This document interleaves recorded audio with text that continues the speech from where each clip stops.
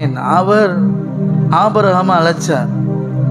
நான் காண்பிக்கிற தேசத்துக்கு போகும் மக்களே, நான் உன்னை ஆசீர்வதிப்பேன். அவன் அப்படியே புறப்பட்டு போயிட்டான். அவ்வளோதான், முடிஞ்சு போச்சு. அவன் அவர்கிட்ட எதையுமே கேட்கல சார். கையை ஒரு ப்ரேயர் ரிக்வெஸ்ட் கிடையாது. ஆண்டவரே அதை தாரும் இதை தாரும், நான் அதை தொடரட்டா அதை பின்தொடரட்டா, ஒரு பஞ்சாயத்தும் கிடையாது.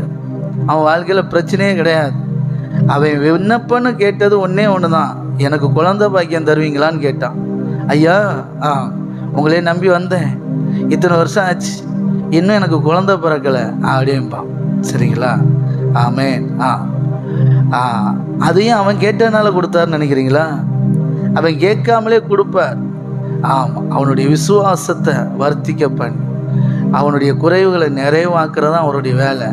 அவன் நினச்சிட்டு இருந்தான் எனக்கு குழந்தை பாக்கியம் இல்லாத ஒரே ஒரு குறை மட்டும்தான் இருக்குது அப்படின்னு. ஆனால் அவர் அதெல்லாட முக்கியமான குறை, என்னை நம்புகிற நம்பிக்கையில் குறைவுபட்டிருக்கிற, அதை சரி பண்ணும்போது ஆட்டோமேட்டிக்காக குழந்தை பாக்கியத்தை தந்துடலான்டா அப்படின்னார். எத்தனை புரியுது?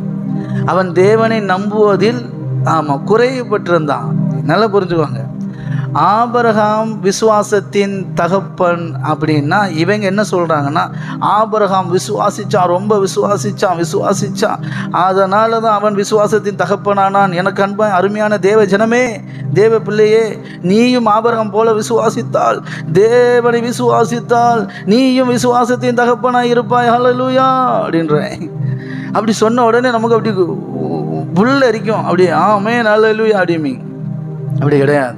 சொல்லுங்க, ஆபிரகாமை விசுவாசத்தின் தகப்பனாய் மாற்றினவர் கர்த்தர். கையை தட்டி ஆமென் ஆமென். எத்தனை பேர் விசுவாசிக்கிறீங்க? அதுதான் சுவிசேஷம்.